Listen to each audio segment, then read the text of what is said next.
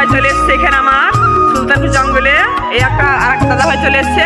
তা অনেকক্ষণ থেকে আসতে আছে আমার অঙ্কুশ ভাই আসবে। আমি একটু চাতরা বাজারে যেতাম, কিন্তু অঙ্কুশ ভাই আসার জন্য ওখানে আছে, ওই জন্য আমি গেলাম না। এবার যাবো, দাদা ভাই এসছে। অঙ্কুশ ভাই, তুমি আমাদের জঙ্গল সম্বন্ধে কিছু বলে দাও। হ্যালো বন্ধুরা, আজকে সত্যি কাকিমা যে এত সুন্দর জায়গাতে ভিডিও করে আমার সত্যি খুব ভালো লাগে।